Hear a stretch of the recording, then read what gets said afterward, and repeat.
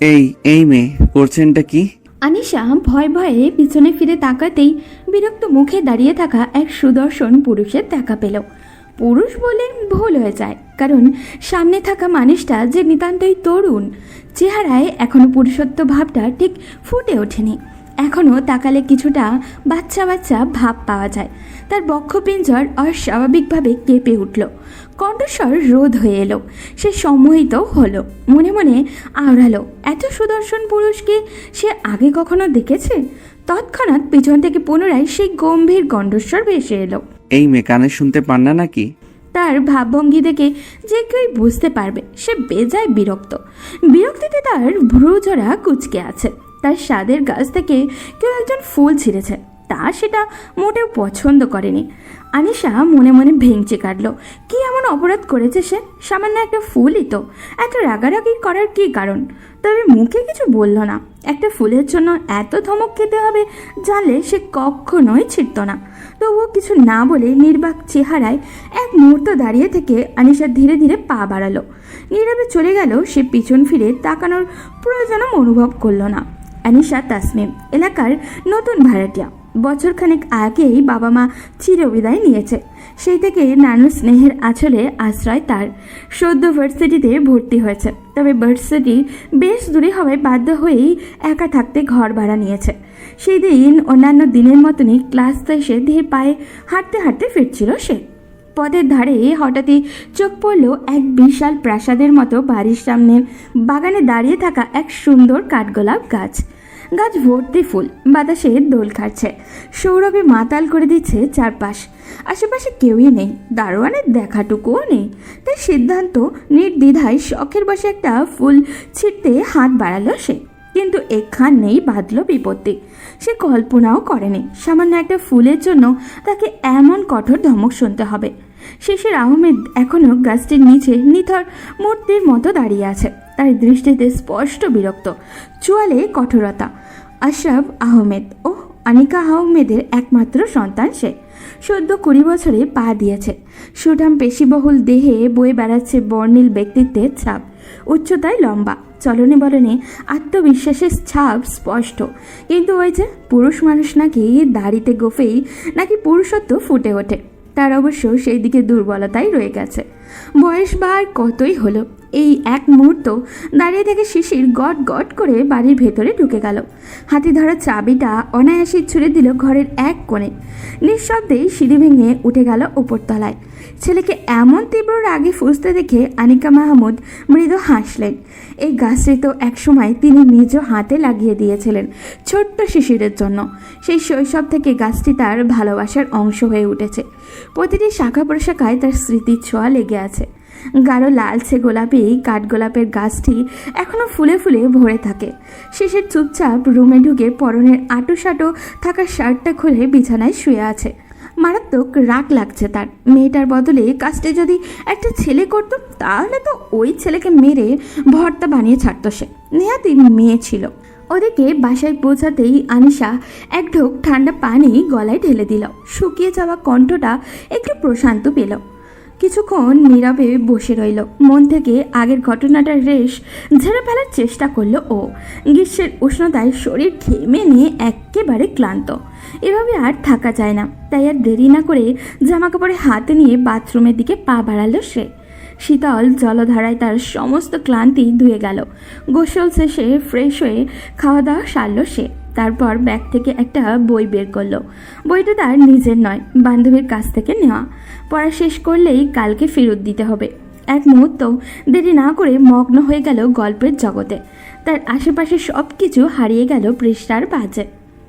নিস্তব্ধ প্রকৃতি, গভীর রাতের আঁচলে মোড়ানো, চারিদিকে নিকষ কালো অন্ধকারের আধিপত্য। হিমশীতল তীব্র বাতাস বইছে অবিরাম। রাতের কোলাহলযুক্ত পরিবেশে এক অপার্থিব শান্তি নেমে এসেছে।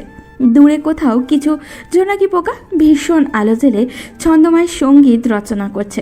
শেষের ব্যালকনির এক কোণে বসে আছে। রাতের এই নীরবতা উপভোগ করছে নিঃশব্দে। তার দৃষ্টি নিবদ্ধ বাড়ির পূর্ব দিকের ছোট্ট পদ্মপুকুরের দিকে। পানিতে সদ্য ফোটা কুড়িগুলো স্নিগ্ধ জ্যোৎস্নায় আরও মোহনীয় হয়ে উঠেছে। আলো আধারের খেলায় চোখ দুটো ধীরে ধীরে বুজে আসতে লাগলো। ক্লান্তিরা ঘুমের মিষ্টি আমন্ত্রণ জানাচ্ছে। টলমলে পায়ে উঠে দাঁড়িয়ে ধীরে ধীরে কক্ষের দিকে পা বাড়ালো সে। ব্যালকনির দরজাটা খোলাই রয়ে গেল। বাইরে থেকে ধেয়ে আসা বাতাসের দমকা ঘরটিও শীতল হয়ে উঠল। শিশির নীরবে বিছানায় শুয়ে কাঁথা মুড়িয়ে দিল। চোখের পাতায় ভার বাড়তে বাড়তে একসময় ত্রন্দার অতল গভীরে তলিয়ে গেল সে। শিশির, কোথায় তুই? এখনো ঘুমাচ্ছিস? কখন আসবি? ফোনের অপর প্রান্ত থেকে তাড়াহুড়ো ভরা কণ্ঠ ভেসে এলো। শিশির ঘুমকাতর গলায় সংক্ষিপ্ত উত্তর দিল, আসছে। তারপর কোনো দেরি না করে ফোন কেটে দিল। তার ঘুম কাতুরে কণ্ঠস্বর খুব আকর্ষণীয় শোনালো। সে ধীর পায়ে উঠে দাঁড়ালো। ড্রয়ার খুলে এক চটকায় কালো টি শার্ট আর জিন্স বের করে পরে নিল। এলোমেলো চুলগুলো ঘাট ছুঁই ছুঁই করছে, যা সদ্য ঘুম ভাঙার চিহ্ন এখনো বহন করে চলেছে। বাইকের চাবি হাতে তুলে নিয়ে বেরিয়ে পড়ল শিশির। বাইকের ইঞ্জিন গর্জন তুলতেই রাস্তার প্রশস্ততা তার গতির সঙ্গী হলো। বাইরে সূর্যের সোনালি আলো তখন খানিকটা নরম হয়ে এসেছে। চারপাশের প্রকৃতি মোহনীয় বিকেলের মৃদু হাওয়া মনকে প্রশান্ত করছে। সময় ধীরে ধীরে গড়িয়ে যায়। অবশেষে নির্দিষ্ট গন্তব্যে পৌঁছে যায় শিশির। পরন্ত বিকেল। সূর্য পশ্চিম আকাশে গাঢ় সোনালি আভা ছড়িয়ে ধীরে ধীরে বিদায়ের প্রস্তুতি নিচ্ছে। নরম আলোয় চারপাশে এক মোহনীয় মায়ায় আচ্ছন্ন। মৃদুমন্দ বাতাসই বইছে। তার ক্রমশ স্পর্শে আনিশার মনটাও প্রশান্তিতে ভরে উঠল। সে ব্যালকনিতে বসেছিল। একটু আগে শেষ করা বইয়ের শেষ কয়েকটি বাক্য এখনো তার মনে গেঁথে আছে। বান্ধবীর বাসা খুব দূরে নয়, তাই আর দেরি না করে বইটা ফিরিয়ে দেওয়ার সিদ্ধান্ত নিল। তাছাড়া একা একা ঘরে বসে থাকতে ভাল লাগছিল না। আনিশা আলমারির সামনে দাঁড়িয়ে একটা কালো চুড়িদার বের করলো, সাথে মানানসই ওড়না। গায়ের উজ্জ্বল ফর্সা রঙের সঙ্গে পোশাকটি বেশ চমৎকার মানিয়ে গেছে। আয়নার সামনে দাঁড়িয়ে একটু সাজলে মন্দ হয় না ভেবে চোখে হালকা কাজলের টান দিল। ঠোঁট ছোঁয়ালো সামান্য লিপস্টিক। দীর্ঘ ঢেউ খেলানো চুলগুলো বাঁধন ছাড়া। বিকেলের আলোয় ছোঁয়ায় সেগুলো আরও ঝলমলে দেখাচ্ছে। সাজসজ্জা সম্পূর্ণ হলে একবার নিজেকে আয়নায় দেখে নিল ও। আজ যেন একটু বেশি প্রাণবন্ত লাগছে তাকে। একটি প্রশান্ত শ্বাস নিয়ে সে বেরিয়ে পড়ল। উদ্দেশ্য বান্ধবী রিয়ার বাসা। এই যে মহারানী, এতক্ষণে আসার সময় হলো আপনার? চলুন এখানে বসুন। তা বলো, বইটা কেমন লাগলো? বেশ ভালো লেগেছে, সত্যি বলতে দারুণ। তারপর দুজন নানান বিষয়ে টুকটাক গল্পে মেতে উঠল। কথার ফাঁকে ফাঁকে কখনো হেসে কুটুকুটি হয়ে যাচ্ছে, কখনো আবার ঠাট্টা মশকরা চলছে পুরো দমে। একসময় যেন উড়ে যেতে লাগলো অদৃশ্য ডানায় ভর করে। কিন্তু হঠাৎ করেই কলিং বেলের শব্দে তাদের হাসাহাসি থমকে গেল। রিয়া সঙ্গে সঙ্গেই উঠে নিচে চলে গেল দেখার জন্য কে এসেছে। কিছুক্ষণ পর রিয়া ফিরে এসে উচ্ছ্বাস ভরা কণ্ঠে বলল, তুই এখানে বস, আমি এক্ষুনি আসছি। রনি আর শিশির এসেছে, মনে হচ্ছে কোথাও যাওয়ার পরিকল্পনা আছে। তারপর একরকম গদগদ হয়েই বলল, তুই না দেখলে বিশ্বাসই করবি না। শিশির ছেলেটা কত হ্যান্ডসাম, তাকে দেখলেই মনটা ফ্রেশ হয়ে যায়। আনিশা পুরো কুচকে বলল। এতই যখন পছন্দ তাহলে তাকে বলে দিচ্ছিস না কেন? রিয়ার মুখে এক মুহূর্তের জন্য উদাস ছায়া নেমে এলো। হালকা উদাস কণ্ঠে বলল, বাচ্চা একটা ছেলে, আমাকে তার বড় বোনের মতো ভাবে। তারপর যদি আমি এসব বলি তাহলে হয়তো এই বাড়িতে আসা বন্ধ করে দেবে। তার থেকেও বড় কথা, তোর কি মনে হয় আমার সেই বজ্জাত প্রেমিক এটা জানলে আমাকে ছেড়ে দেবে? রিয়ার কথায় আনিশার মুখে হাসি দীর্ঘায়িত হলো। কেবল ঠোঁট নয়, তার চোখেও এক প্রকার দুষ্টুমি ভরা হাসির ঝিলিক খেলে গেল। আচ্ছা আচ্ছা, এখন যা তো, দেখ কিসের জন্য ডাকছে, তবে তাড়াতাড়ি ফিরে আসবি কিন্তু। রিয়া এক গাল হাসি দিয়ে বলল, আচ্ছা। তারপর হালকা পায়ে সিঁড়ি বেয়ে নিচে নেমে গেল। এই রিয়াফু, অনেকদিন পর শিশির এসেছে, তার জন্য কিছু এনে দে দ্রুত। শিশির হালকা অস্বস্তি প্রকাশ করলো, কিন্তু তার মুখে খুশির রেখা স্পষ্ট। রিয়াকে দেখে তার মনটা ভরে উঠল। না না, এসব কিছু দরকার নেই। আপু তুমি কেমন আছো? আর আঙ্কেল আন্টিকে তো দেখতে পাচ্ছি না। রিয়া একটু হালকা হেসে বলল, আমি ভালো আছি শিশির। বাবা মা খালামণির বাসায় গেছে, আরো কিছুদিন থাকতে পারে। শিশির একটু কটাক্ষ করলো। তুমি তো দিন দিন বুড়ি হয়ে যাচ্ছ, শ্বশুর বাড়িতে যাওয়ার ইচ্ছে নেই নাকি? মোটেই আমি বুড়ি হয়ে যাইনি, বয়স তো বেড়েছে ঠিক, তবে এখনই বিয়ের ঝামেলায় জড়াতে চাইছি না। ভাবতেছি তোমার আর রনির বিয়ে দিয়ে কয়েকদিন তোমাদের বউদের জ্বালিয়ে তারপর বিয়ের পিড়িতে বসবো। রিয়া খিলখিল করে হেসে উঠল। সে ওপরে চলেই যাচ্ছিল, তখন শিশির তাকে ডেকে উঠল। কোথায় যাচ্ছ? এখানেই বসো না। বাড়িতে যেহেতু কেউ নেই, ঘরে একা একা কি করবে? তাছাড়া আমি আর রনি একটু ঘুরতে বের হব, চাইলে তুমি যেতে পারো। আমি যাব না শিশির, আমার বন্ধু এসেছে, উপরে আমার জন্য অপেক্ষা করছে। রনি তার মুখের অভিব্যক্তি পরিবর্তন করলো, ভ্রুকুচকে গম্ভীরভাবে বলল। বন্ধু, তাও আবার বাড়িতে? রিয়া একটু থতমত খেয়ে গেল। কোথা থেকে তার বন্ধু আসবে সে খানিকক্ষণ ভাবলো, তারপর মাথা চুলকিয়ে বলল, না না, বন্ধু নয়, বান্ধবী। ও, নাম কি তার? রনি প্রশ্ন করলো। তার কণ্ঠে কিছুটা আগ্রহ প্রকাশ পেল। আনিশা, তুই তো ওকে চিনিস তাই না? হ্যাঁ। মেয়েটাকে ঘরে একা একা বসিয়ে রেখেছিস কেন? নিয়ে আয়, অনেক দিন হলো ওকে দেখিনি। মেয়েটা ভারী মিষ্টি, তোর মতো বজ্জাত অন্তত নয় সে। তোর বদলে যদি ও আমার বোন হতো, তাহলে তোর মতো ডাইনির বোঝাটা আমার গাড় থেকে নেমে যেত। রনির কথায় মুহূর্তে হাসির রোল পড়ে গেল সেখানে। রিয়া আনিশাকে ডাকতে উপরে চলে গেল। চল আমার সাথে নিচে আয়, রনি তোকে ডাকছে। কেন? এত প্রশ্ন করিস কেন বলতো? নিচে গেলেই তো দেখতে পাবি। আনিশা সিঁড়ি বেয়ে নিচে নামতেই কারোর দু চোখের দৃষ্টি বিস্ফোরিত হলো। চোখজোড়া থমকে গেল, সাথে কারোর হৃদস্পন্দন অস্বাভাবিক গতিতে বেড়ে গেল। হয়তো সেখানেই সময় তার গতিপথ হারালো। চারপাশে ঘোর নিস্তব্ধতা বিরাজ করছে। একজোড়া মানবী একে অপরের দিকে সম্মোহিত দৃষ্টিতে তাকিয়ে আছে। জাগতিক এক অজানা টানে দুজনের পরস্পরের প্রতি আকর্ষিত হচ্ছে। এর পরিণতি কি হবে? প্রণয় নাকি অন্য কিছু? শেষেই নির্বাক দৃষ্টিতে তাকিয়ে আছে। উপর থেকে নিচে নেমে আসা অপার্থিব সৌন্দর্যের পরিটি যেন তার মুগ্ধতা চারিদিকে ছড়িয়ে দিচ্ছে। কিন্তু খানিক বাদেই শিশিরের মনের গভীরে কৌতূহলের সুর বেজে উঠল। কোথায় দেখেছে সে মেয়েটিকে? স্মৃতির পাতায় হাতড়ে খুঁজতে খুঁজতে হঠাৎই এক ঝলক চেনা চেহারাটা ফুটে উঠল। আরে, এ তো সেই মেয়েটা। তবে কি মেয়েটি রিয়ার বান্ধবী? যদি রিয়া আপুর বান্ধবী হয় তাহলে তো তার 1 বছরের সিনিয়র। শিশিরের মনের ভেতর থেকে এক ব্যঙ্গাত্মক কণ্ঠস্বর ভেসে এলো। রিয়া আপুর বান্ধবী নয় তো কি তোর বান্ধবী? কাল পর্যন্ত যে মেয়েটিকে ধমক দিয়েছিস, আজ তাকেই দেখে মুগ্ধ হয়ে পড়েছিস। আহা, কি অপার বিস্ময়! নিজের মনের প্রত্যুত্তরে আনমনেই কিঞ্চিত হেসে উঠল তার উদর যুগল। অন্যদিকে আনিশা প্রথমে হতবাক হয়ে তাকিয়েছিল এই সুদর্শন তরুণের দিকে, যার এলোমেলো চুল, গায়ে আটোসাটো বসে থাকা টি শার্ট আর নিষ্পাপ মুখবয়ব সৌন্দর্যের জ্যোতি ছড়াচ্ছিল। তবে মুহূর্তেই তার স্মৃতি স্পষ্ট হয়ে উঠল। এ তো সেই ছেলেটি যে নির্বিকার ভঙ্গিতে তাকে ফুল ছেঁড়ার অপরাধের ধমক দিয়েছিল। ক্রোধের দাহে আনিশার চোখ মুখ কঠোর হয়ে উঠল, যেন দগ্ধ হওয়া আগুনের শিখা। সে মুখ ফিরিয়ে নিয়ে নির্লিপ্ত ভঙ্গিতে সোফায় বসে রইল। রনি তাকে নানান প্রশ্ন করছে, কেমন আছো, খেয়েছো কি, কখন এসেছো কি? আনিশা শুধু সংক্ষিপ্ত হ্যাঁ বলেই দায় সেরেছে। একবারও তাকায়নি শিশিরের দিকে, ভুল করেও নয়।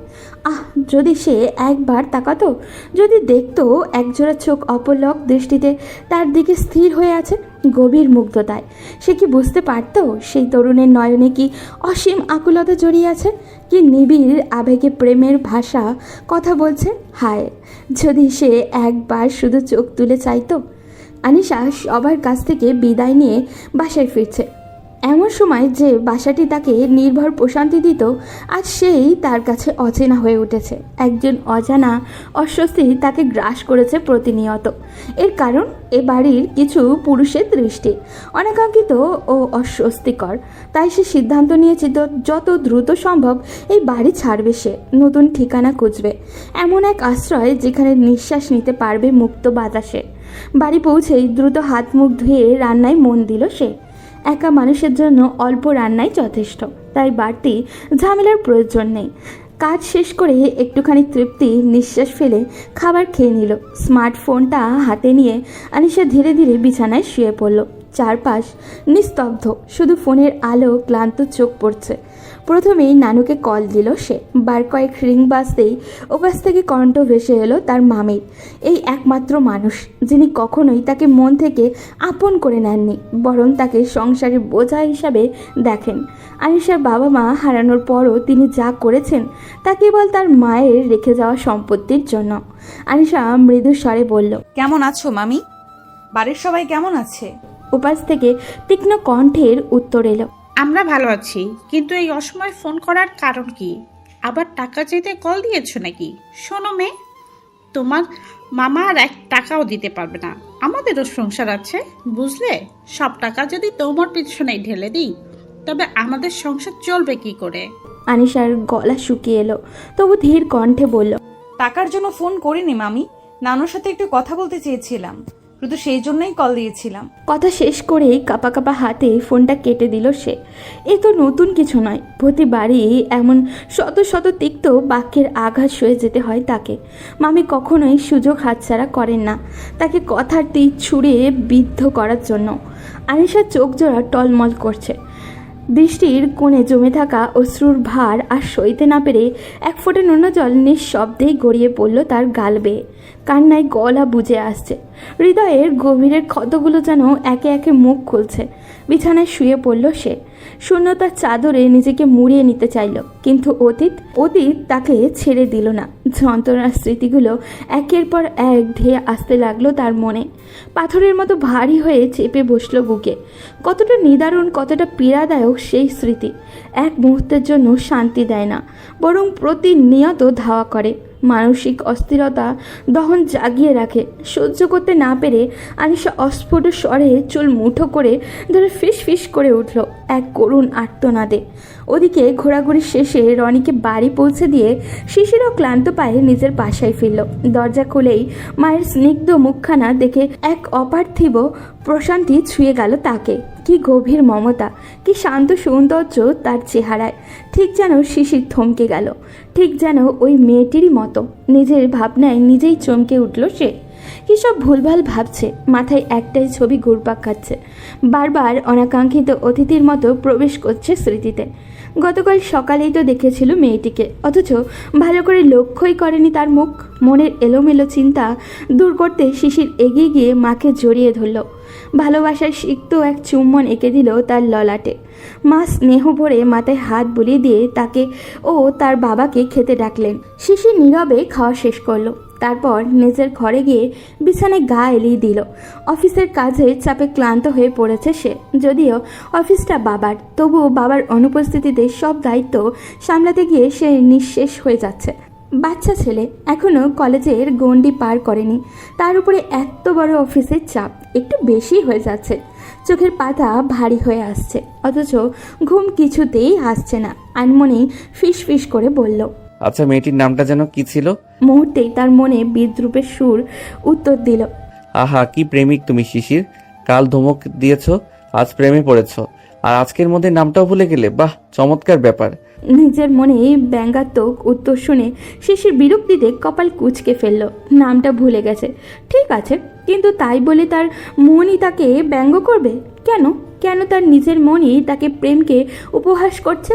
আচমকা একটা ব্যাপারে খেয়াল করলো সে কি নিজেই নিজেকে প্রেমিক বলছে? এই ভাবনাতেই দম বন্ধ হয়ে আসার মতো অনুভূতি হলো তার। সে কি আসলেই প্রেমে পড়েছে? না, অসম্ভব। নিজের চিন্তাভাবনাগুলোকে যেন তাল গোল পাকিয়ে যাচ্ছে। মস্তিষ্ক কাজ করতেই চাইছে না আর।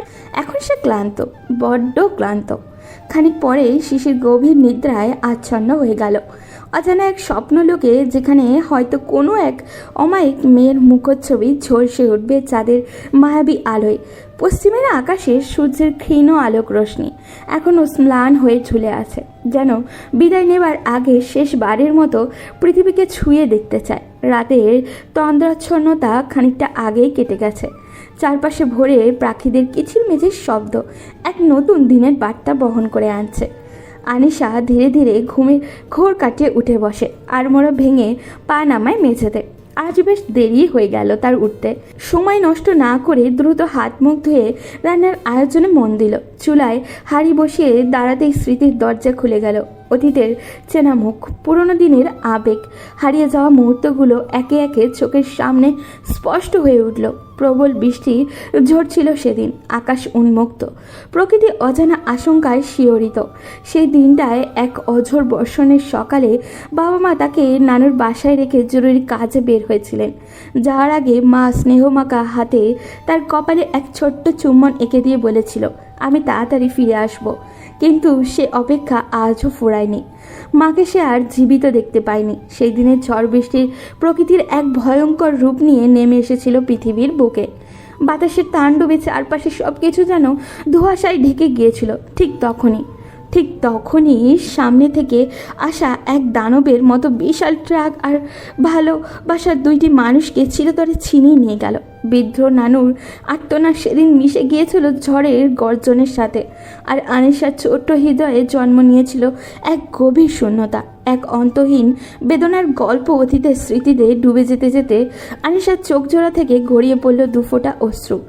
দ্রুত হাত দিয়ে চোখ মুছে ফেলল সে, যেন সেই অশ্রু আর কোনোভাবেই তার সামনে না আসে। খাওয়া দাওয়া শেষ করে সে বাড়ি থেকে বেরিয়ে গেল ভার্সিটির দিকে। আজই সে রিয়াকে নিয়ে নতুন বাসার খোঁজ করবে। এই বাড়িতে আর এক মুহূর্ত থাকাটা তার জন্য অসম্ভব হয়ে উঠেছে। কাল মাঝরাতে এই বাড়ির ছেলে দুটি আবারও তার দরজায় কড়া নেড়েছিল, কোনো এক অজ্ঞাত উদ্দেশ্যে। সে কি ভয়াবহ আতঙ্কে ছিল, তার বর্ণনা ভাষায় প্রকাশ করা কঠিন। বিছানায় গুটিসুটি মেরে ভয় আর উদ্বেগে সমস্ত রাত কাটিয়ে দিয়েছিল। শিশির একটু আগেই ঘুম থেকে উঠেছে, দেহটা নিয়ে এখনো বিছানায় নিস্তেজভাবে বসে আছে সে। চোখের পাতা ভারী, মনে হচ্ছে এক মনোহর নিদ্রার মধ্যে ঘুরপাক খাচ্ছে, কিংবা কোনো এক গুরুত্বপূর্ণ মন্ত্রের উচ্চারণে মগ্ন। তখনই হঠাৎ করেই তার পিঠে সশব্দে একটা কড়া আঘাত পড়ল। তার ঘুম এক মুহূর্তেই ছুটে গেল, চোখ দুটো মুহূর্তে চওড়া হয়ে উঠল। পেছনে ফিরে দেখতেই সে দেখতে পেল পিঠে আঘাত করা ব্যক্তিটি তার আম্মা চান। মায়ের মুখের সেই পরিচিত তীক্ষ্ণ তিরস্কারের ছায়া। সে বরাবরই একটু ঘুম কাতুরে। ঘুম থেকে উঠে আধা ঘন্টা বিছানায় বসে ঝিমায় সে। এটাই তার একমাত্র দুর্বলতা, তার অনবদ্য অভ্যাস। আর সেই অভ্যাসই আজকাল মা আর একটু সহ্য করতে পারে না। তিনি ছেলের এই অভ্যাস নিয়ে একেবারে অখুশি। শিশির তার মায়ের দিকে অসহায় দৃষ্টিতে তাকিয়ে আছে, কিছু বলতে চাচ্ছে কিন্তু ভাষা খুঁজে পাচ্ছে না। তার মা প্রতিদিনই এই কাজটা করে তার ঘুম ভাঙানোর জন্য। প্রতিদিন তুমি আমার সাথে এমন করো, একটু ঘুমাতে দাও না? তোমারই তো ছেলে, একটু ঘুমাতে দিলে কি হয়?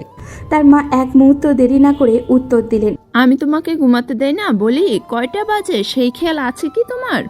থাকবেই বা কিভাবে? সাহেব তো মাত্র ঘুম থেকে উঠলেন। শিশির অবাক হয়ে এক মুহূর্তের জন্য নিশ্চুপ হয়ে গেল। তারপর আলাভোলা মুখে প্রশ্ন করল, কয়টা বাজে মা? তার মা একটা হালকা হাসি দিয়ে উত্তর দিলেন, 12:30 বাজে। সকাল গড়িয়ে দুপুর পর্যন্ত ঘুমাচ্ছিলে তুমি, এখন তাড়াতাড়ি বিছানা ছেড়ে নেমে পড়ো। যখন দেখো তখনই সাহেব ঘুমে ডলতে ডলতে বিছানায় বসে মন্ত্র জপ করছেন। তাড়াতাড়ি ফ্রেশ হয়ে নিচে আসো, খেয়ে নাও। শিশির আলসেমি ঝেড়ে ফেলে একগাল হাই তুলতে তুলতে হাত পা ছড়িয়ে আড়মোড়া ভাঙল। তারপর ধীর পায়ে বাথরুমের দিকে এগোলো। গা থেকে অবসতা সরিয়ে হাত মুখ ধুয়ে নিল সতেজ হওয়ার জন্য। তার রুমটা উপরের তলায়, তাই নিচে নামতে হলে দীর্ঘ সিঁড়ি পেরোতে হয়।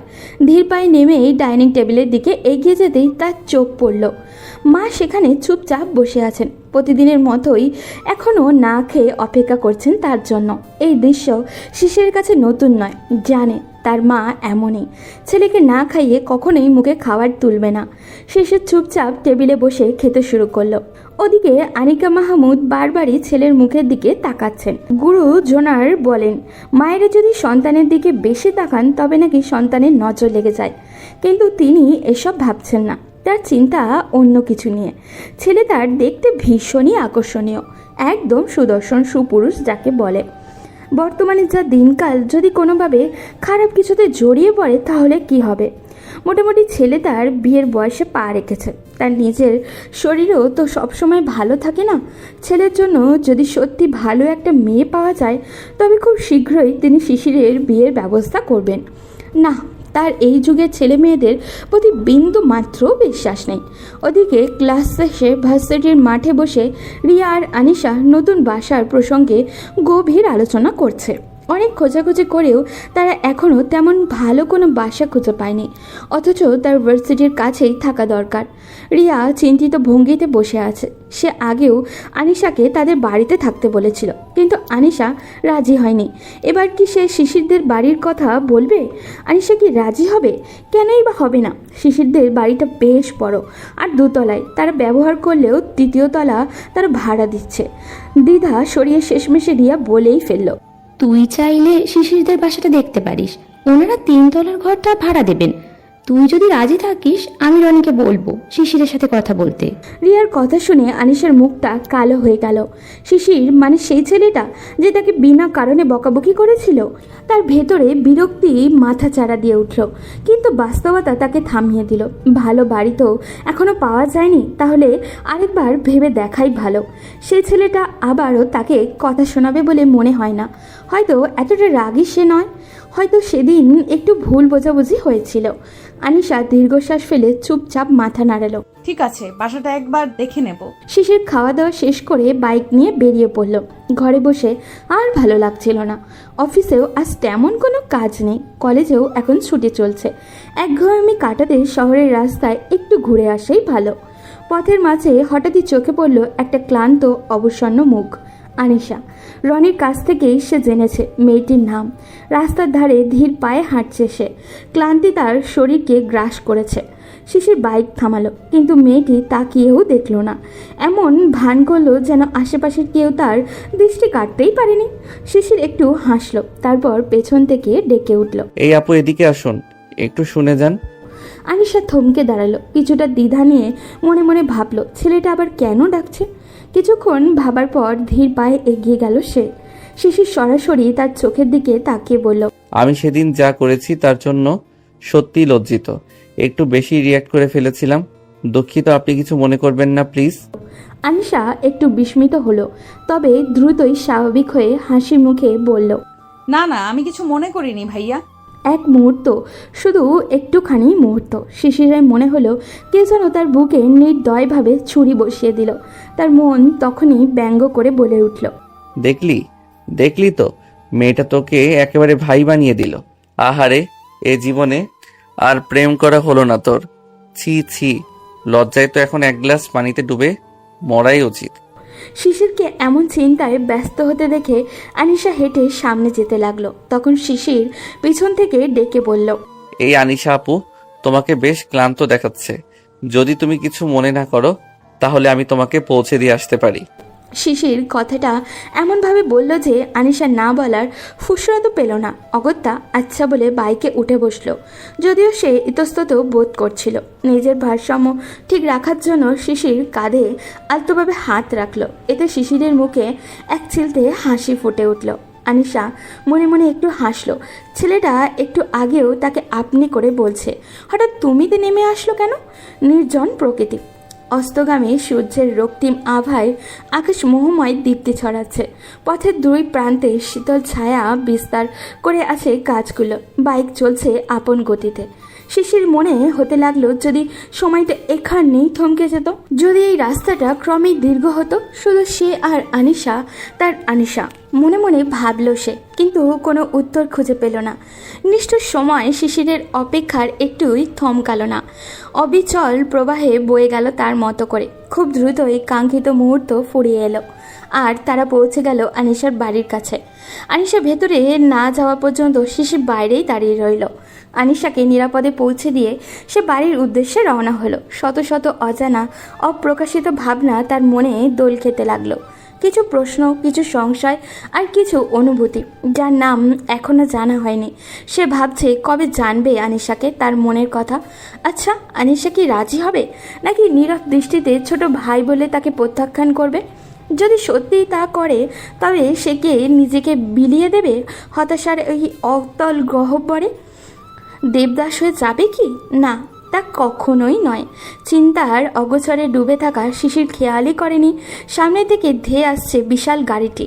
মুহূর্তেরই বিভ্রম, তারপরেই প্রচণ্ড শব্দে বাইকটি সেই দ্রুত আসা গাড়িটির সঙ্গে সংঘর্ষে লিপ্ত হলো। চোখের সামনে ধূলিসাৎ হয়ে গেল সব। রাস্তার বুকে নিথরে পড়ে রইল শিশিরের রক্তাক্ত দেহ। মৃত্যু যন্ত্রণা তাকে নিঃশব্দ করে দিচ্ছে। মাথা থেকে অনবরত গড়িয়ে পড়ছে উষ্ণ রক্ত। লাল স্রোতে ঢেকে যাচ্ছে পথের ধূসর চতুর্দিক। তার দৃষ্টি ঝাপসা হয়ে আসছে। সমস্ত শব্দ ক্রমে স্তম্ভিত হয়ে যাচ্ছে কানে। জগতের কোলাহল মিলিয়ে যাচ্ছে নিঃসীম নীরবতায়। শিশিরে অসহনীয় যন্ত্রণা, শরীরে অসহনীয় যন্ত্রণা।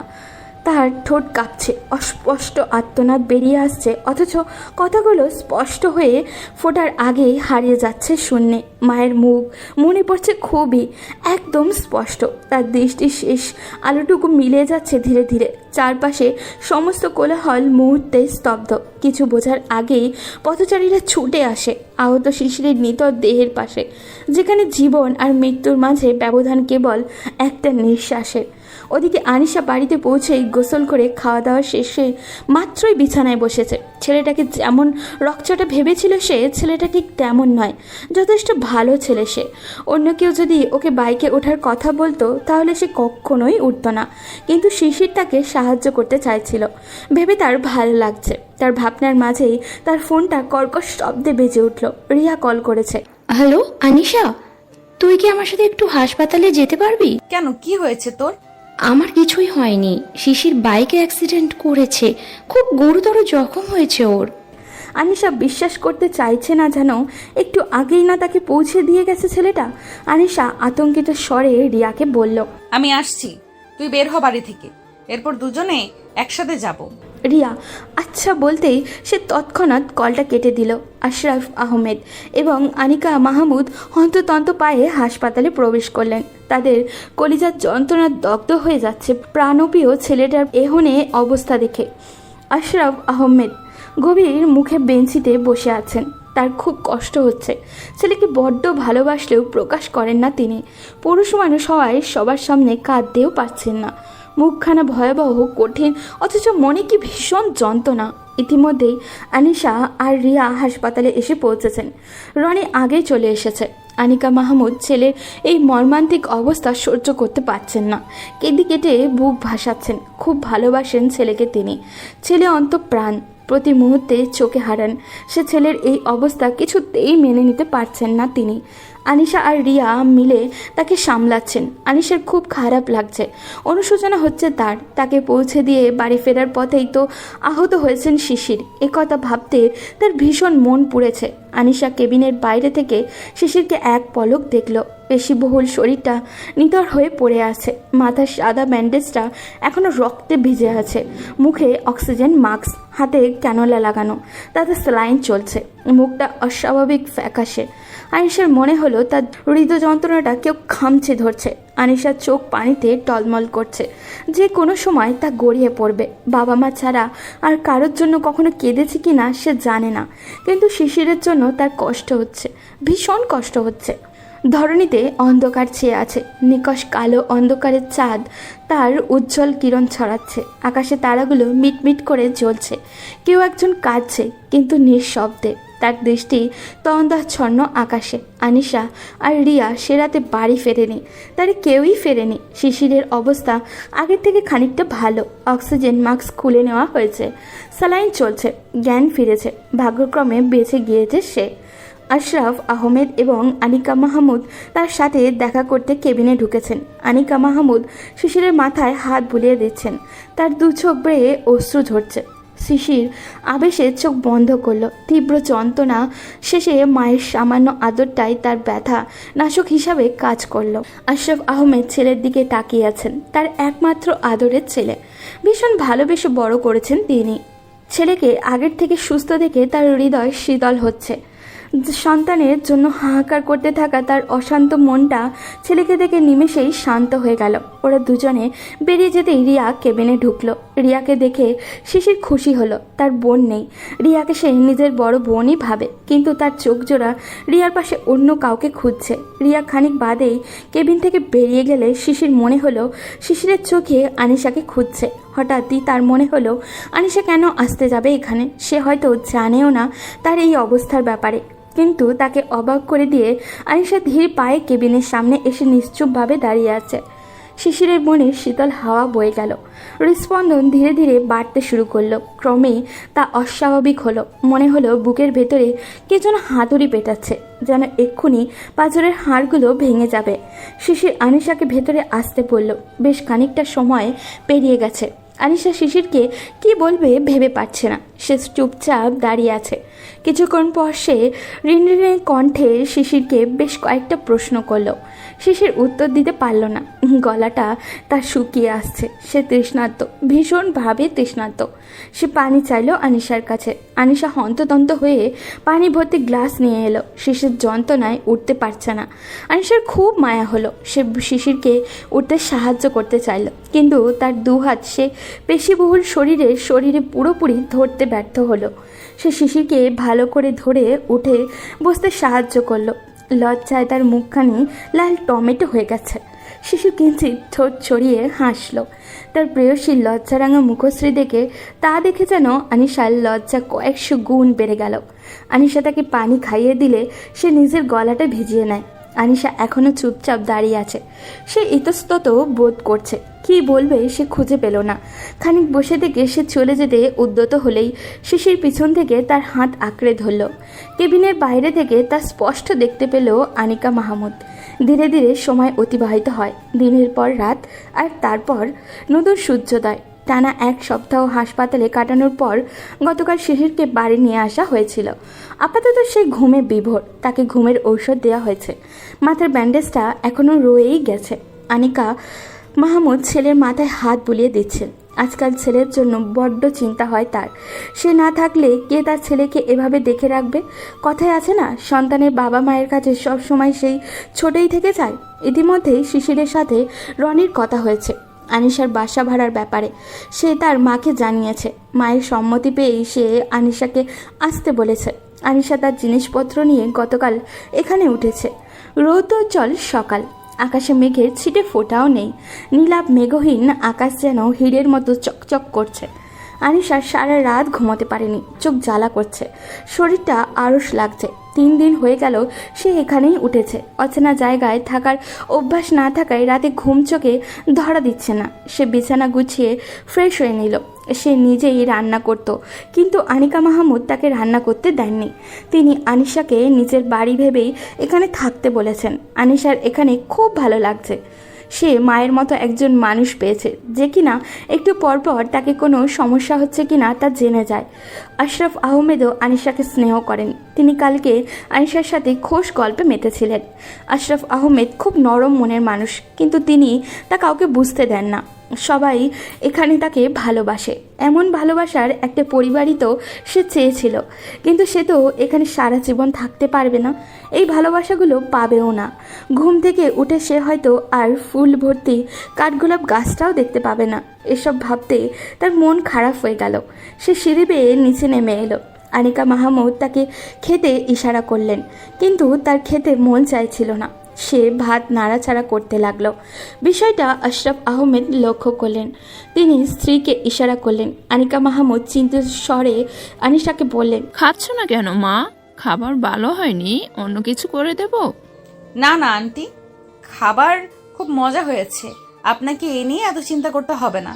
আনিশা ভাবলো মানুষগুলো তাকে নিয়ে কত ভাবে। এমন ভালোবাসা সে কি আর কখনো পাবে? তার ভাবনার মাঝে আনিকা মাহমুদ বললেন, তাহলে কেন খাচ্ছ না তুমি? আনিশা বেখেয়ালে বলতে থাকলো। সে কি বলছে সে জানে না। আমি তো এখানে সারা জীবন থাকতে পারবো না আন্টি। আপনাদের খুব মিস করব, খুব। এটাই ভাবছিলাম আমি। আনিশা মাহমুদ কিছু একটা ভাবলেন। পরক্ষণে তিনি হেসে উঠলেন। তিনি খানিক জোর করেই নিজের হাতে আনিশাকে খাইয়ে দিলেন। তার একটা কন্যা সন্তানের খুব শখ ছিল। তার যদি একটা মেয়ে থাকতো তাহলে হয়তো তিনি তাকে এভাবে আহ্লাদ করে খাইয়ে দিতেন। বরাবরের মতোই আজও শিশির দেরি করেই উঠল। অভ্যাস অনুযায়ী এখনও বিছানায় বসেই আছে, কিন্তু মায়ের ঘুষিটা আজকে আর পিঠে পড়েনি। সে আনমনেই কিঞ্চিত হাসল। সে পুরোপুরি না হলেও এখনও বেশ সুস্থ। আজ আর নিচে যেতে হয়নি তাকে। তার মা তার খাবার উপরেই দিয়ে গেছেন। সে জামা কাপড় পরে রেডি হয়ে নিল। যেভাবেই হোক সে আজকে অফিস যাবে। বাবার সাথে ক্লাস 7-এ ওঠার পর থেকে সে অফিস যেত। কিছুদিন অসুস্থ থাকার বাহানায় তার বাবা তাকে অফিসে যেতে দেননি। তাই সে চুপে চুপে বাড়ি থেকে বেরিয়ে এসেছে। নিঃশব্দে গেটটা ভালো মতো লাগিয়ে দিয়েছে। বাড়ি থেকে যখন বের হয়ে গেছে তাহলে সে এখন নিশ্চিত অফিসে যেতে পারবে, তাকে কেউ দেখেনি ভাবতেই সে বেজায় খুশি হলো। কিন্তু সে হয়তো দেখতেই পায়নি তার আম্মাজান জানলা দিয়ে তার কর্মকাণ্ড দেখে মিটমিটিয়ে হাসছেন। আনিশা আজ ভার্সিটিতে যায়নি। সে শিশিরদের পুরো বাড়িটা ঘুরে ঘুরে দেখছে। বাড়িটা বিশাল বড়, ভিতর থেকে যেন এক রাজকীয় জমকালো প্রাসাদ। বাড়ির ভেতরটা শৌখিন জিনিসপত্রে সাজানো। বাড়ির আনাচে কানাচে আভিজাত্য লুকিয়ে আছে। আনিশার রুমটা খুব সুন্দর। দেওয়ালের অফ হোয়াইট রং আর ভিন্টেজ কারুকাজ খচিত আসবাবপত্রগুলো পরন্ত বিকেলের আলোতে এক মোহনীয় পরিবেশের সৃষ্টি করছে। সে রুমের ব্যালকনিতে বসে আছে। এখান থেকে কাঠগোলাপ গাছটা স্পষ্ট দেখতে পাওয়া যায়। গাছটা ফুলে ভারে নুয়ে আছে। গাছটিকে দেখে তার শিশিরের কথা মনে পড়েছে। সেদিন শিশির তার হাত ধরার পর তাকে কিছু বলতে চাইছিল, কিন্তু আনিশা হাত ছাড়িয়ে কেবিন থেকে বের হয়ে গেছে। এরপর থেকে সে একবারেও শিশিরকে দেখতে যায়নি। তার বাড়িতেই থেকে তাকেই দেখতে যায়নি। কাকতালীয়ভাবে তাদের সামনাসামনি কথা বলার সুযোগও খুব কমই হয়েছে। ব্যাপারটা আশ্চর্যের না? সেদিন শিশিরের চোখে কিছু একটা তো ছিল। কী ছিল? ভালোবাসা নাকি প্রণয়? আনিশার পক্ষে সে দৃষ্টি উপেক্ষা করা অসম্ভব ছিল। তার চোখ জোড়া কিছু একটার আকুতি প্রকাশ করছিল। কিছু একটা তো বলতে চেয়েছিল সে, কিন্তু আনিশা নিষ্ঠুর মানবীর মতো চলে এসেছে। গধূলি বেলায় অপার্থিব সৌন্দর্যের পর রাতের নিকষ কালো অন্ধকারের দেখা মিলেছে। আনিশা রাতের খাবার খেয়ে নিয়েছে। সৌভাগ্যক্রমে খাবার টেবিলে শিশিরকে দেখতে পেয়েছে সে। দুই একবার তাদের চোখাচোখিও হয়েছে। চোখাচোখি হওয়া মাত্রই শিশিরের সেই চিরচেনা নজরকাড়া মিষ্টি হাসিটা দেখতে পেয়েছিল সে। আনিশার মনেই হয় না শিশিরের 21 বছর। না চেহারায় বোঝা গেলেও আচরণে কিছুতেই বোঝার উপায় নেই সে 21 বছরের অপ্রাপ্ত বয়স তরুণ সে। অফিস আর দায়িত্বে তাকে বেশ সুপুরুষই মনে হয়। শিশিরের চিন্তা মাথা থেকে ঝেড়ে ফেলে পড়তে বসলো সে। খানিক বাদে ঘুমিয়ে পড়বে। যথেষ্ট রাত হয়েছে, এখন না ঘুমালে ভোরে উঠতেই পারবে না। অন্ধকারের ঘোর অমানিশা শেষে এক আনন্দ সুন্দর প্রভাতের দেখা মিলেছে, যা এখনও পুরোপুরি বিস্তার লাভ করতে পারেনি ধরণীতে। এখনও আবছা অন্ধকার বিদ্যমান। শিশিরের ঘুম ভেঙেছে একদম সকালে। তার নিজেকে কেমন যেন ফুরফুরে লাগছে। সে ব্যালকনিতে গিয়ে বসেছে। তার দৃষ্টি নিবদ্ধ হলো পদ্মপুকুরের টলমলে জলে। পার্সিয়ান জুঁয়ের তীব্র সুগন্ধ ভেসে আসছে। চারিদিক বিভিন্ন ফুলের সৌরভ নিলিবিলি প্রকৃত, যে কারোর মন নিমেষেই ভালো করে দেওয়ার মতো পরিবেশ। শিশির খানিক বাদে সিঁড়ি বেয়ে নিচে চলে গেল। নিচে নামতেই সে অভূতপূর্ব ঘটনার সম্মুখীন হলো। তার আম্মাজান তার প্রেয়সীকে নিজের হাতে খাইয়ে দিচ্ছেন। মুহূর্তটা সে তৎক্ষণিকই ক্যামেরায় বন্দি করতে চাইল। এমন মুহূর্ত আরও দু একবার দেখতে পাবে কিনা তার জানা নেই। তার দুজন ভালোবাসার মানুষ একসঙ্গে বসে আছে। আনিকা মাহমুদ তাকে কৌশলের কাছে ডেকে আনিশার পাশেই বসিয়ে দিলেন। আনিশা আর চোখে শিশিরকে দেখছে। পুনরায় শিশিরের দিকে তাকাতে তার চোখাচোখি হয়ে গেল। সে কি চাহনি? আনিশার হৃদয় কম্পিত হলো।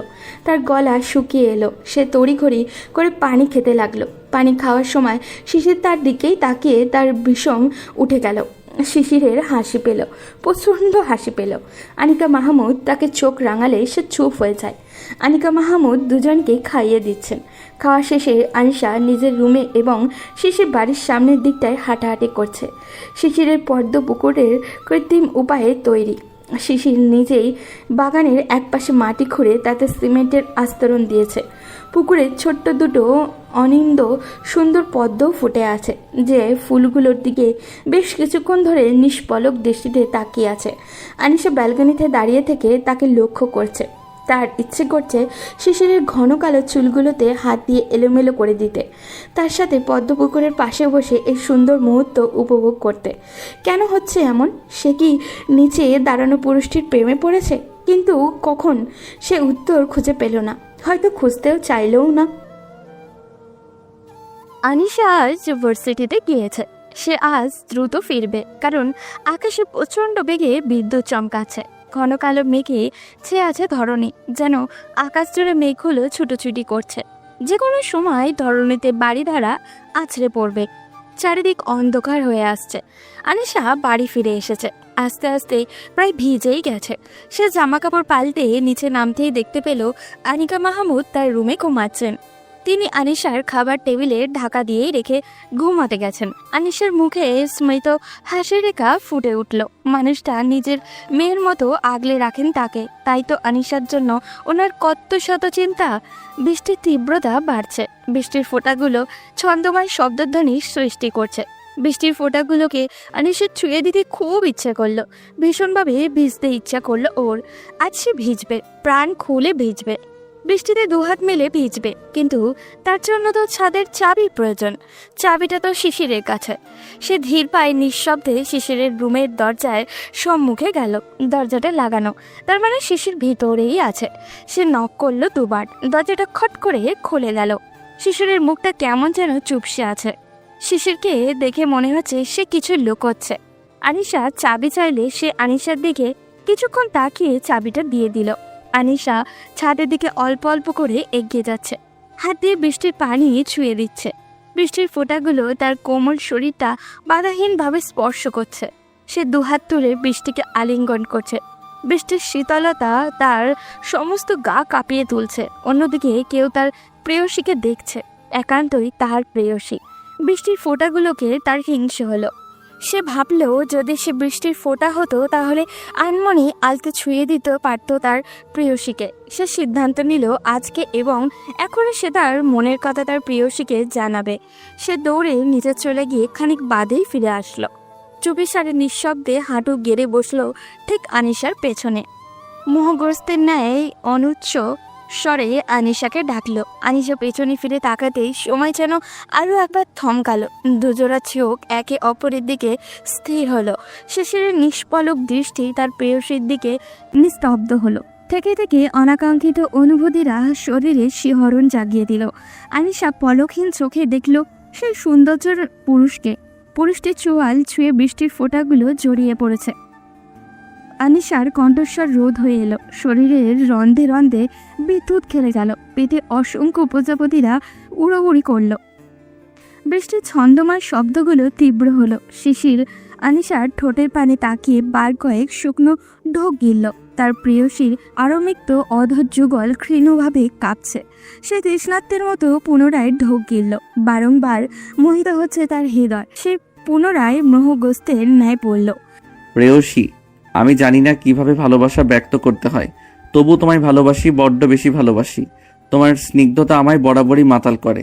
আমার হৃদস্পন্দন কম্পিত হয়, স্তম্ভিত হয় দু চোখের দৃষ্টি।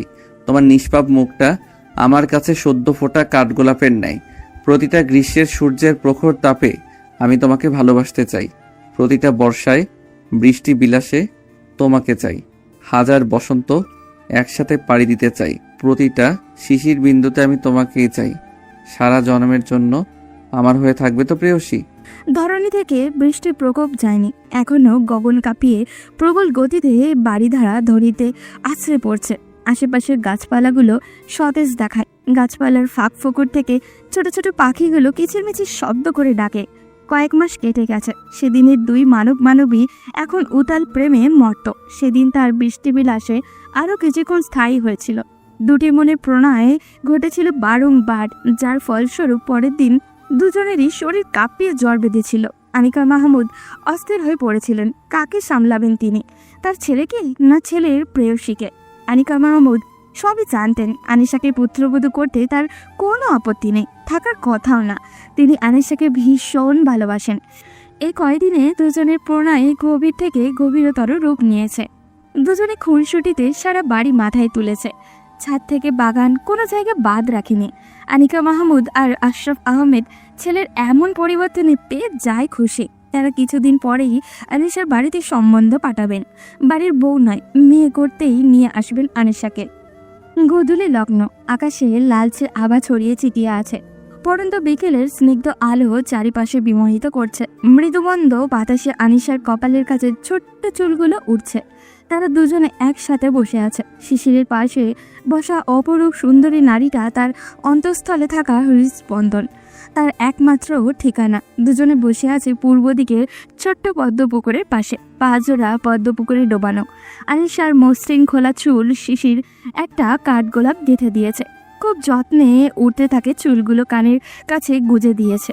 আনিশার গাল আছে লাল বর্ণ ধারণ করেছে।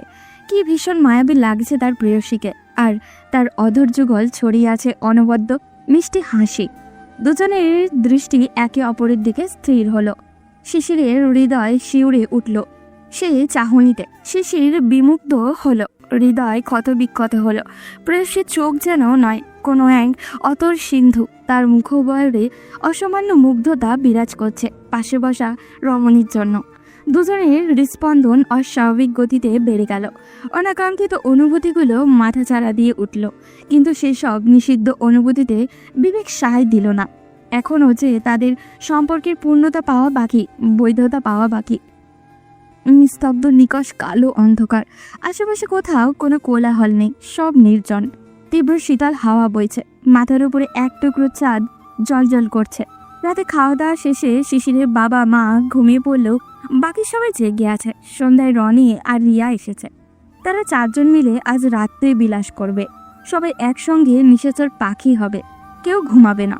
তারা ছাদে মাদুর বিছিয়ে দিল। নিস্তব্ধ শীতল পরিবেশ। সবাই একে একে গোল হয়ে বসেছে। নানান গল্প গুজবও চলছে। সব ছাড়িয়ে শিশিরের দৃষ্টি আনিশার দিকে। রূপালী চাঁদের আলোয় তার প্রেয়সীর মুখবয়বে সৌন্দর্যরা উপচে পড়ছে। শিশির ফ্যাল ফ্যাল করে তাকিয়ে থাকায় আনিশা লজ্জা পেল। রনি বিষয়টি লক্ষ্য করে কোণে দিয়ে শিশিরের পেটে গুঁতো মারতেই সে সম্বিত ফিরে পেল। মুহূর্তেই সবার মাঝে পিনপতন নীরবতা বিরাজ করলো। সবাই এমন ভাব ধরল যেন তারা কিছুই দেখেনি। শিশির কিছু বুঝতে না পেরে সবার দিকে জিজ্ঞাসা দৃষ্টিতে তাকিয়ে আছে। শিশিরের কাণ্ড দেখে সবাই মুখ টিপে টিপে হাসি আটকানোর চেষ্টা করছে, কিন্তু রাজ্যের নীরবতা ভেদ করে রনি হো হো করে হাসতে শুরু করলো। শিশির লাঠি নিয়ে তার পিছনে ছুটলো। এতে যেন সবার হাসির মাত্রা আরও বেড়ে গেল। শিশির ভাই আমার, তুমিও এখন আর সিঙ্গেল নও বলে পুনরায় হাসতে শুরু করলো রনি। শিশির অবশেষে তার কাছে হার মারল। মন্ত্রমুগ্ধের ন্যায় আনিশার দিকে তাকিয়ে স্বীকার করলো, হ্যাঁ, আমি তাকে ভালোবাসি। এই প্রকৃতি সাক্ষী আমি তাকে ভালোবাসি। এই চাঁদের আলো সাক্ষী আমি তাকে ভালোবাসি। এই নিস্তব্ধ নির্জন দীর্ঘ রজনী সাক্ষী আমি তাকে ভীষণ ভালোবাসি। আনিশা এবং শিশিরের দিনকাল হেসে খেলে ভালোই যাচ্ছিল, কিন্তু এই সুখ তাদের কপালে বেশি দিন সইল না। মেঘের মতো ঘন কালো অন্ধকার ঘনিয়ে এলো তাদের ভাগ্যে। এক তপ্ত রৌদ্রোজ্জ্বল দুপুরে হঠাৎ করেই আনিশার কাছে একটি ফোন কল এলো। তড়িঘড়ি করে ফোন কানে নিতেই তার কর্ণপাত হলো কিছু যন্ত্রণাময় করুণ তিক্ত শব্দ। তার হৃদয়ের অন্তঃস্থলে ভয়াবহ রক্তক্ষরণ হলো। ভার্সিটি থেকে এক ছুটে বাড়িতে চলে আসলো। বুকখানা ধরফর করছে, হাঁপিয়ে উঠেছে কায়া।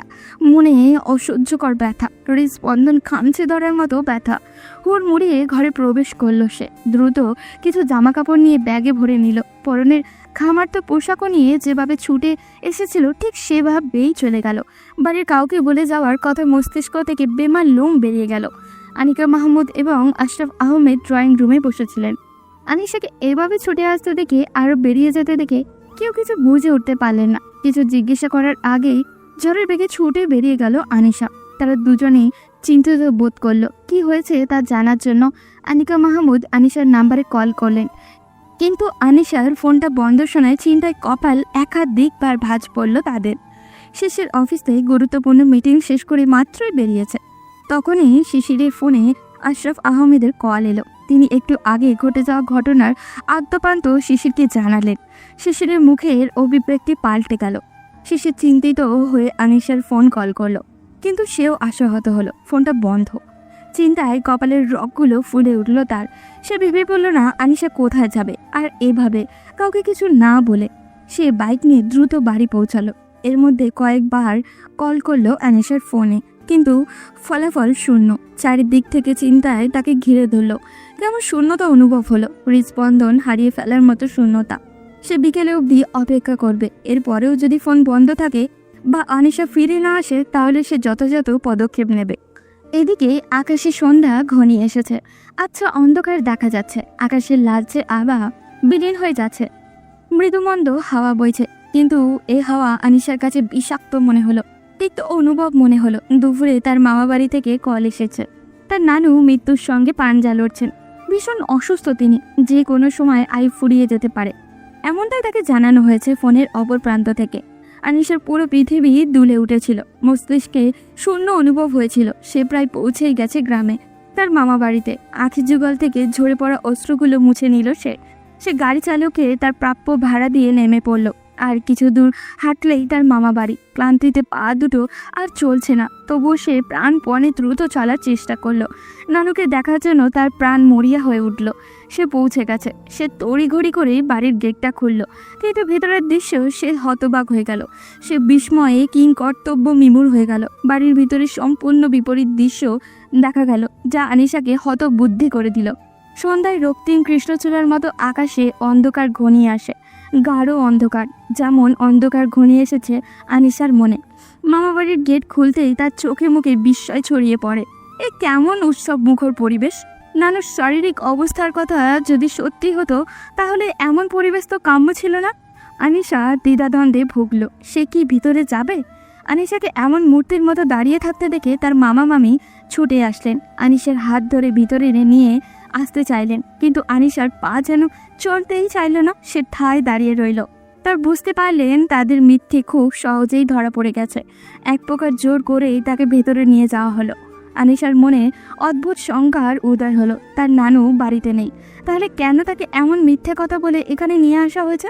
কিছু একটার আশঙ্কা তাকে ঘিরে ধরল। তার আশঙ্কা যদি সত্যি হয়, তাহলে তার এখানে আসা উচিত হয়নি। বিগত কিছুদিন যাবৎ তার মামা মামি তাকে বিয়ে দিতে উঠে পড়ে লেগেছেন, সেটাও আবার তাদের বখাটে ছেলের সাথে, যে দিনভর মদ আর নেশায় বুঁদ হয়ে থাকে। অনিশা সরাসরি নাকচ করেছে তাদের প্রস্তাব।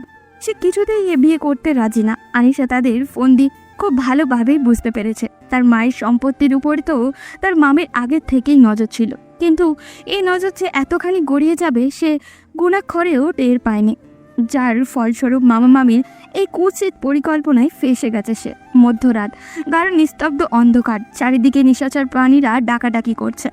শিশির তাড়াতে কর্ণপাতও করল না। সে ব্যালকনিতে বসে চোখ বুজে আছে। আনিশার ফোন বন্ধ না হলেও কেউ ফোন তুলছে না। তার ফোন ট্র্যাক করে জানা গেছে আনিশা তার মামা বাড়ি গেছে। আনিশা তাকে তার মামা মামির ব্যাপারে সব বলেছে, কিভাবে তার মামি প্রতিনিয়ত তিক্ত কথায় তার মন বিষিয়ে তোলে। কিন্তু তার মনে বিভিন্ন প্রশ্ন ঘুরপাক খেল।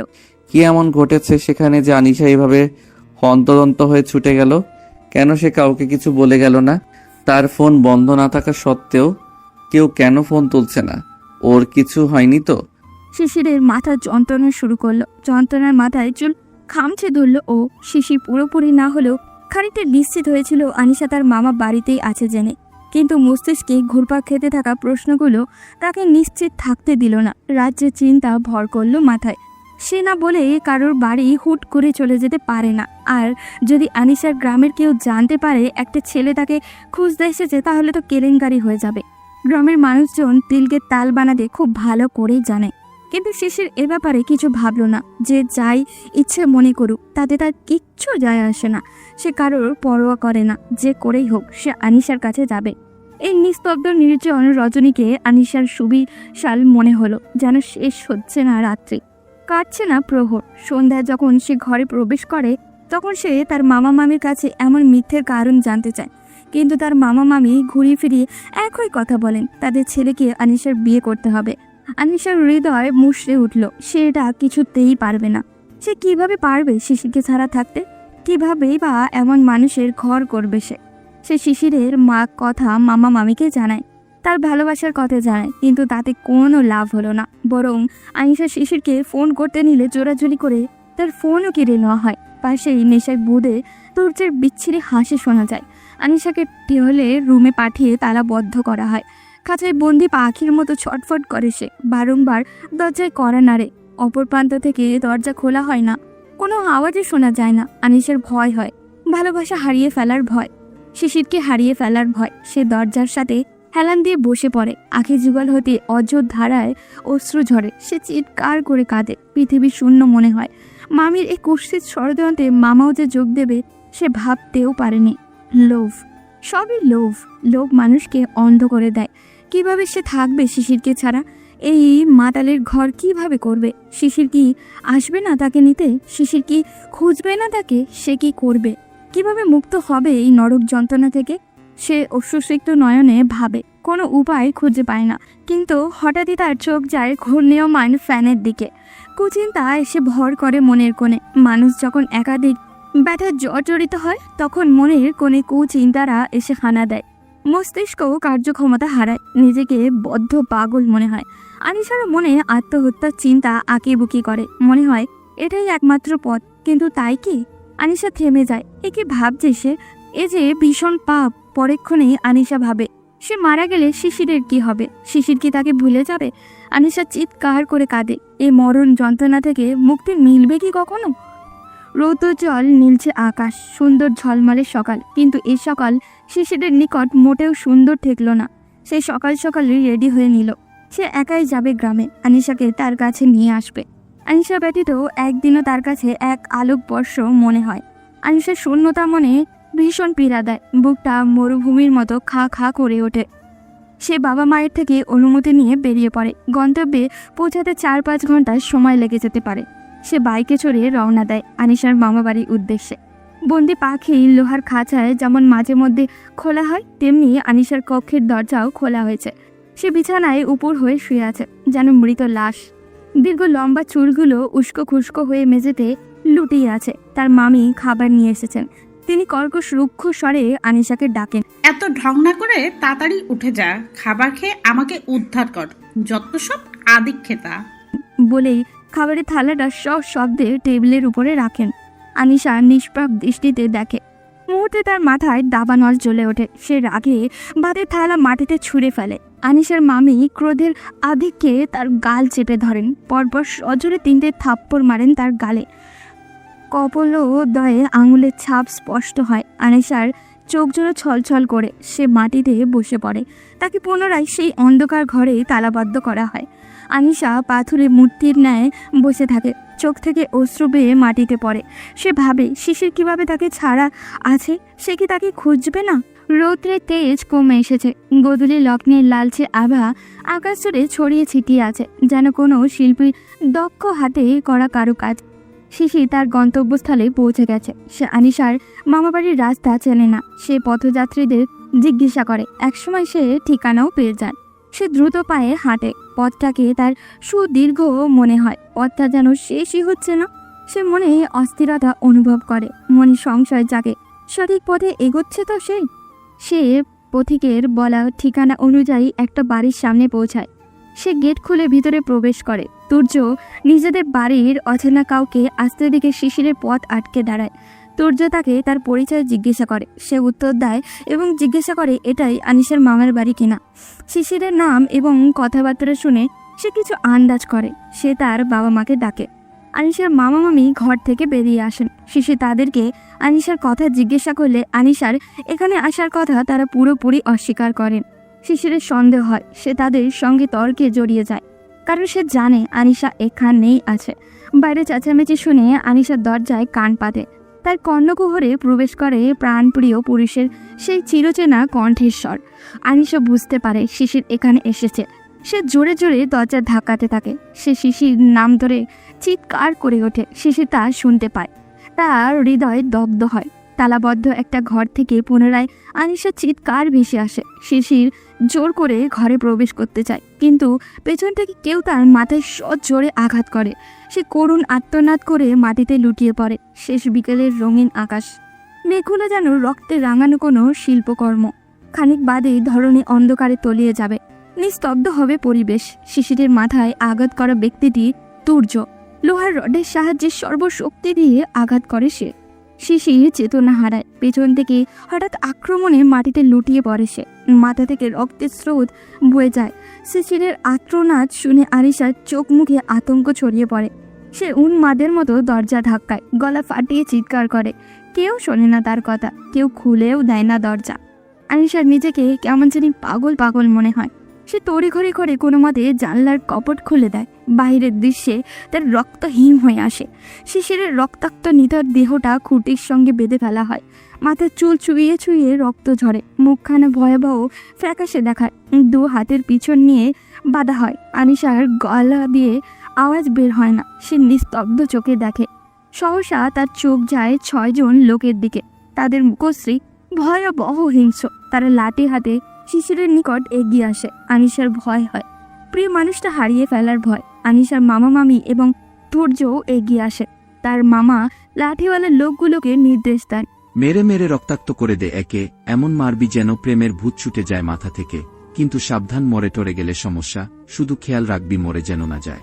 নির্দেশ পাওয়া মাত্র লোকগুলো চেতনাহীন শিশিরকে বেধড়ক রোগ মারধর করে। এক একজন সর্বশক্তি দিয়ে আঘাত করছে শিশিরের উপরে। এতগুলো মানুষের হিংস্র আঘাতে রক্তাক্ত হয়ে শিশিরের সমস্ত শরীর। আনিশা 2 হাতে মুখ ঢেকে 2 কদম পিছিয়ে যায়। সে দেখতে পারছে না শিশিরকে এই অবস্থায়। সে জানলা ধরে জোরে জোরে ধাক্কায়, গগন কাঁপিয়ে চিৎকার করে। তার চিৎকার বাড়ির আনাচে কানাচে প্রতিধ্বনিত হয়। সে চিৎকার করে কেঁদে ওঠে। মামা মামি তোমাদের পায়ে পড়ি, ওকে ছেড়ে দাও, এভাবে মেরো না ওকে, ও কিচ্ছু করেনি, ওকে ছেড়ে দাও, তোমরা মেরো না, দয়া করো, মেরো না ওকে, আল্লাহর দোহাই লাগে, ওকে ছেড়ে দাও। আনিশার আত্মনাদে কারোর মনও গলে না। বাইরে দাঁড়িয়ে থাকা মানুষগুলোর মনে যেন পাথরের মতো শক্ত। তাদের মনে কোনো দয়া মায়া নেই, মনুষ্যত্বও নেই। আনিশার মনে প্রশ্ন জাগে, এরাও কি মানুষ? এদের মন টন কি ইট পাথরের তৈরি? মানুষে কিভাবে আরেকটা মানুষকে মারে এরা? আনিশার হৃদয় মুষড়ে ওঠে, বুকের রক্তক্ষরণ হয়। আনিশা উন্মাদের মতো কাঁদে। চোখ থেকে বোধ হয় এবার অশ্রুর বদলে রক্ত ঝরবে। তবুও সে থামে না, চিৎকার করে কাঁদে। পুনরায় মামা মামির কাছে অনুরোধ করে, প্লিজ মামা ছেড়ে দাও ওকে, আর মেরো না, মরে যাবে ও, দয়া করে আর মেরো না, ও চলে যাবে, আর কখনো আসবে না, প্লিজ মামা ছেড়ে দাও ওকে, আমি তোমাদের সব কথা শুনবো মামি, আমি তুর্যকে বিয়ে করতেও রাজি মামি, আর মেরো না তোমরা ওকে। আনিশার কথায় কাজ হয়। মামার নির্দেশে লাঠিওয়ালাদের লাঠি থামে, খুঁটির বাঁধনও খোলা হয়। শিশিরের নিথর দেহটা গাড়িতে তোলা হয়। আনিশার থেকে শিশিরের বাড়ির ঠিকানা জেনে নেওয়া হয়। তারা রাতের আধারে বাড়ির সামনে ফেলে দিয়ে আসবে শিশিরকে। শিশিরের বাড়িটা শহরের নির্জন প্রান্তে হওয়ায় সিসি ক্যামেরার ভয়ও নেই। গাড়িটা রওনা হয় শহরের উদ্দেশ্যে। নিস্তব্ধ গাঢ় অন্ধকার রজনী, নিকষ কালো অন্ধকারে চাঁদের উজ্জ্বলতা বিলীন হয়ে গেছে, হারিয়ে গেছে আলো। অন্ধকার অতলে। এই অন্ধকার তো কেটে যাবে, এ রাতের শেষও হবে, প্রভাত হবে, কিন্তু আনিশার জীবনের অন্ধকার কাটবে তো? অন্ধকার শেষে ভোরের আলো ফুটবে তো? নিকষ কালো অন্ধকার ভেদ করে সূর্যের প্রখর রশ্মি আলোকিত করল ধরণীকে। প্রতিটি অন্ধকার রজনী শেষে ভোরের আলো ফুটবে, এ তো নিয়তি। আনিকা মাহমুদ বরাবরের মতো আজকেও খুব ভোরে ঘুম থেকে উঠেছেন। ভোরবেলায় উঠেই প্রথম কাজই তার বাগানের গাছগুলোতে পানি দেওয়া। তিনি পানির পাত্রে পানি ভরতে ভরতে বিষণ্ণ মনে ভাবলেন, ছেলেটা সেই যে গেল, কই এখনো তো ফোন করলো না, আবার কিছু হয়ে যায়নি তো? মায়ের মন কু গাইতে লাগলো। তিনি ছাদের গাছগুলোতে পানি দিয়ে ধীরে ধীরে নিচে নামলেন। ঘরের সীমানা পেরিয়ে বাগানে চলেও গেলেন। গাছগুলোতে পানি দিতে দিতে হঠাৎ তার চোখে পড়ল রক্তাক্ত শিশিরের নিথর দেহটা। পানির পাত্রটা হাত থেকে ফসকে নিচে পড়ে টুকরো টুকরো হয়ে গেল। তিনি মুখ চেপে ধরে চিৎকার করলেন। সামনেই তাই আদরের সন্তানের নাড়িছেড়া ধন নিথর হয়ে পড়ে আছে। একজন মায়ের পক্ষে কি এ দৃশ্য চোখে দেখা সম্ভব? এ ব্যথা কি সহনীয়? তিনিও সহ্য করতে পারলেন না। তিনি হাউ মাউ করে কেঁদে উঠলেন। নিস্তব্ধ চোখে দেখলেন, খুব সন্তর্পণে আলগোছে নিথর দেহেও শিশিরের মাথাটা নিজের পক্ষে চেপে ধরলেন। তার মাতৃত্ব হাহাকার করে ওঠে, কান্নায় ডুকরে ওঠে। তার দু চোখে আধার নেমে এলো। তিনি বাদ ভাঙা কান্নায় ঢলে পড়লেন, নিদারুণ যন্ত্রণায় বিধ্বস্ত হলেন। স্ত্রীর চিৎকারে ঘুম ছুটে গেল আশরাফ আহমেদের। তিনি হন্তদন্ত পায়ে ছুটে গেলেন বাগানে। স্ত্রীর মতোই নিস্তব্ধ করুণ চোখে দেখলেন সন্তানের দেহখানা। তিনি ধপ করে হাঁটু ভেঙে মাটিতে বসে পড়লেন। পাহাড়ের মতো দৃঢ় মানুষটাও আজ ভেঙে পড়লেন। পাহাড়ের ন্যায় দৃঢ় মানুষটাও যে মন আছে, আজ তিনি পারলেন না শক্ত থাকতে। ঠোঁট ভেঙে বাচ্চাদের মতো কেঁদে উঠলেন। ব্যস্ত হাতে ছুঁড়ে দিলেন রক্তাক্ত দেহটা। সন্তানের হাহাকারে চোখজোড়া আজও আবদ্ধ হলো। বাতা নিষেধ পেরিয়ে ঢল নামলো অশ্রুদের। তিনি দ্রুততার সঙ্গে শিশিরকে ঘরের ভেতরে নিয়ে গেলেন। তার পারিবারিক ডাক্তারকে তলব করা হলো। ডাক্তার আস্তে আস্তে আনিকা মাহমুদ অশ্রুজল চোখ ছেলের রক্তাক্ত শরীর যত্ন সহকারে মুছে দিলেন। ডাক্তার শিশিরের অবস্থা দেখে চমকে উঠলেন। কে মারলো ছেলেটাকে এভাবে? তিনি প্রশ্নবিদ্ধ চোখে আশরাফ আহমেদের দিকে তাকালেন। আশরাফ আহমেদ ইশারায় বোঝালেন তিনি এসব সম্পর্কে অবগত নন। ডাক্তার শিশিরকে হাসপাতালে নেওয়ার পরামর্শ দিলে দ্রুত তাকে হাসপাতালে ভর্তি করা হয়। বাইক অ্যাক্সিডেন্টের ক্ষতগুলো যেন পুনরায় জীবন্ত হয়ে গেছে। তাকে প্রাথমিক চিকিৎসা দেওয়া হয়, পায়ে আর মাথায় ব্যান্ডেজও করা হয়। কিছু সময় অতিক্রান্ত হতেই শিশিরের জ্ঞান ফিরে আসে। সে জ্ঞান হারানোর আগ পর্যন্ত তার সাথে যা যা হয়েছে তা খুলে বলে। আশরাফ আহমেদ তার বন্ধু ইমরান, যিনি একজন উচ্চপদস্থ পুলিশ কর্মকর্তা, তাকে ফোন করেন। বন্ধুর জরুরি তলব পেয়ে তিনিও ছুটে আসেন হাসপাতালে। তার সকলে মিলে এক গোপন পরিকল্পনা করেন, কিন্তু তা বাস্তবায়ন হতে আরও 2 দিন সময় প্রয়োজন। তপ্ত রৌদ্রোজ্জ্বল দুপুর, সূর্য তার কিরণ চারিদিকে বিকরিত করতে ব্যস্ত। মনে হয় প্রভাতকরের মন আজ বড্ড ভালো, তাই তো ক্ষণে ক্ষণে তার তেজ দ্বিগুণ হারে বাড়াচ্ছে।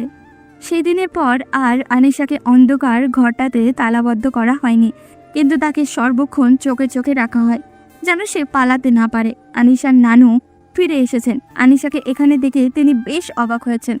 আনিশা তাকে মামা মামির বিকৃত ষড়যন্ত্রের কথা জানিয়েছেন, কিন্তু আনিশার নানুর হাত পা বাঁধা। তিনি কি বা করতে পারবেন এই বৃদ্ধ বয়সে সান্ত্বনা দেওয়া ছাড়া? তিনি আনিশাকে অভয় দিলেন, এর বিয়ে তিনি কখনোই হতে দিবেন না। তিনি আনিশাকে পালাতে সাহায্য করবেন। আপাতত তিনি আনিশাকে ধৈর্য ধরে থাকতে বললেন। আজ দুপুরে খাওয়া দাওয়ার পরই সবাই ভাত ঘুম দিয়েছে, কিন্তু আনিশার মামি বুদ্ধি করেই সদর দরজায় তালা দিয়ে ঘুমোতে গেছেন। বিরক্তিতে আনিশার মুখ তেতো হয়ে গেল। শয়তান হতচ্ছাড়ি মহিলা, কূটনীতিতে ভর্তি মাথা দিয়ে এ মহিলা ঘুমায় কিভাবে? আনিশা মনে মনে আওড়ালো, পা টিপে টিপে মামা মামির ঘরে ঢুকলো। ওই তো টেবিলের উপরেই তো তার ফোনটা। সে চুপিসারে ফোনটা নিয়ে বেরিয়ে গেল। বারান্দায় গিয়ে শিশিরের নাম্বারে কল করলো। 2 বার রিং হয়ে অবশেষে কলটা রিসিভ করলো শিশির। অপর প্রান্ত থেকে সে শিশিরের কণ্ঠস্বর শুনতে পেল। চিরচেনা পুরুষের কণ্ঠস্বর তার মনে আলোড়ন সৃষ্টি করলো। মনে হলো শত বর্ষ পরে সে শিশিরের কণ্ঠস্বর শুনেছে। সে মিনমিনিয়ে কিছুক্ষণ কথা বলে এক দারুণ ফোন দিয়ে আটল, কিন্তু তখনই কেউ একজন পেছন থেকে তার কাঁধে হাত রাখলো এবং দ্রুত ফোন ছিনিয়ে নিয়ে গেল। গাঢ় অন্ধকার, রাতের আধারে অতল গহ্বরে তলিয়ে গেছে পৃথিবী। চারিদিকে নিস্তব্ধতা, নেই কোনো কোলাহল। সময়টা ঠিক রাতের মধ্যভাগ। বাড়ির পেছন দিক থেকে ভেসে আসছে শুকনো পাতার খচখচানির শব্দধ্বনি, যেন নিঃশব্দে কেউ হেঁটে চলেছে। না, একজন নয়, একাধিক মানুষের পদধ্বনি। তারা ফিসফিসিয়ে কথাও বলছে। আকাশে পূর্ণিমার থালার মতো চাঁদ কিরণ ছড়াচ্ছে। সব কিছু স্পষ্ট দেখা গেলেও দেখা যাচ্ছে না তাদের মুখবয়ব। তাদের মধ্যে হতে একজন নির্দিষ্ট একটা ঘরের জানালায় খুব আলতোভাবে করে নাড়ে। ঘরে থাকা শুভ্র রাঙা শাড়ি পরিহিত মানবীটি তার সংকেত পেয়ে যায়। কেউ একজন তার ঘরের দরজা খুলে দেয়। মানবীটির মাথায় সযত্নে হাত বুলিয়েও দেয়। অশ্রুজল চোখে বিদায় দেয় তাকে। শিশির, রনি আর রিয়া অন্ধকার জঙ্গলে বসে আছে। গ্রামীণ পরিবেশ, আশেপাশে শিয়াল ডাকাডাকিও করছে। তার উপর মশার ভয়াবহ কামড়। রনি বিরক্তি নিয়ে হাত পা চুলকাতে চুলকাতে শিশিরের পানে চাইল। শিশিরের অবস্থা প্রায় একই রকম। রনি বিড়বিড়িয়ে বলল, শালার, একটা প্রেমও করতে পারলাম না এখনো, কিন্তু কি কপাল দেখো আমার। বন্ধুর প্রেমিকা চুরি করার জন্য জঙ্গলে বসে মশার কামড় খেতে যা হচ্ছে। শিশির তার পিঠে ঘুষি মারল। বন্ধুই তো বন্ধুর বিপদে কাজে লাগে, আর তুই কি নেই সামান্য মশার কামড় খেতে পারবি না? এই জন্য কি তোকে বন্ধু বানিয়েছিলাম আমি? 2 বন্ধুর কথা শুনে এতক্ষণ চুপ থাকা রিয়াও হঠাৎ করেই হেসে উঠল। রাতের নিস্তব্ধতা ভেদ করে রিয়ার হাসি এতটাই অদ্ভুত শোনালো যে রনি ভয় ও বাবাকেও বলে চিৎকার করে উঠল। তার হৃৎপিণ্ড যেন শরীর ছেড়ে বেরিয়ে আসার উপক্রম হলো। শিশির দ্রুত তার মুখ চেপে ধরল। মুখ বন্ধ কর, এভাবে চেঁচিয়ে জঙ্গল মাথায় তুলবি নাকি? শিশিরের কথায় তার কোনো ভুকরেপ হলো না। সে নিজের মতো করেই বকবক করতে থাকলো। ডাইনি বুড়ি কোথাকার, তোকে এখানে নিয়ে আসাই ভুল হয়েছে। আল্লাহ যে কেন তোর মতো ডাইনিকে আমার বোন বানাই পাঠিয়েছে? কে বলেছে তোকে এই রাতের বেলায় হুসেসিনীদের মতো হেসে উঠতে? এখন যদি তোর হাসি শুনে সত্যি সত্যি ভূত চলে আসে? তার কথা শেষ না হতেই কেউ তার কাঁধে শীতল হাত রাখলো। এবার আর সে মাটিতে বসে থাকলো না। ধর ফড়িয়ে মাটি থেকে উঠে ফের ও বাবা গো ভূত বলে ভোঁ দৌড় দিল। তাকে দৌড়াতে দেখে শিশির এবং রিয়া ভয়ে তার পেছনে ছুটল। তার মধ্যে সাদা শাড়ি পরা অবয়বটিকে তাদের দিকে ছুটে আসতে দেখে তাদের ভয় আরও তীব্র হলো। অন্তরাত্মা শুকিয়ে গেল। রনি মুখ থুবড়ে নিচে পড়ে গেল। রিয়া আর শিশির তাকে ধরতে ধরতে অবয়বটির মুখখানা স্পষ্ট হলো। রনি উঠে করুণ চোখে আনিশাকে জিজ্ঞাসা করলো, আনিশা আপু, কি দরকার ছিল এ রাত বিরাতে সাদা শাড়ি পরে অতৃপ্ত আত্মার মতো ভয় দেখানোর? ওরা জঙ্গল থেকে বেরিয়ে পাহাড়ি রাস্তায় চলে এসেছে। আনিশাদের গ্রামটা পাহাড়ি এলাকার প্রান্তে অবস্থিত। তারা পাহাড়ের গায়ে খাঁচকাটে সিঁড়ি বেয়ে ছোট্ট এক পাহাড়ের চূড়ায় উঠল। এখানে আজ রাত্রে বিলাস করবে তারা। আপাতত তাদের কোনো চিন্তা নেই। সকাল হতেই আনিশার মামা মামিও কাজিনকে পুলিশ ধরে নিয়ে যাবে, এই ব্যবস্থা তারা আগেই করে রেখেছে। কালকের মধ্যে তাদের বিয়েও সম্পন্ন হয়ে যাবে। শিশির আর আনিশা পাহাড়ের চূড়ায় বসে আছে। আনিশার ভয় হচ্ছে যদি বেখেওয়ালি নিচে পড়ে যায়। সে শিশিরের হাত চেপে ধরল। শিশির আনিশাকে জিজ্ঞাসা করল, ওই দিনে তো মায়ের খাওয়ার পর যদি আমার হাত পা ভেঙে যেত, তাহলে আমি আপনার পথ চলার ঢাল হতাম। যদি চোখ জোড়ায় আর না দেখতে পেতাম, তাহলে আমি আপনার চোখ হতাম। নয়নের আলো হয়ে পুরো পৃথিবী আপনাকে নিয়ে ঘুরতাম। হতাম যদি ঠিকানাহীন, তাহলে আমি আপনার সুখের ঠিকানা হতাম। বুঝেছেন জুনিয়র? শিশির আবেগ আপ্লুত হলো। তার চোখের কোণে কি জলরাশি দেখা গেল? বোধ হয় হ্যাঁ। সে উচ্চ বাক্যে পৃথিবীকে জানালো, শুনছো গো পৃথিবী, আমি আমার ঠিকানা পেয়ে গেছি। তুমি সাক্ষী থেকো, আমি তাকে নিজের করে পেয়ে গেছি। I love you dear senior. তাদের ভালোবাসা চলতে থাকুক গভীর থেকে গভীরে। আজ এই পর্যন্তই। দেখা হবে পরবর্তী কোনো গল্পতে। সে পর্যন্ত সবাই ভালো থাকবেন এবং সুস্থ থাকবেন।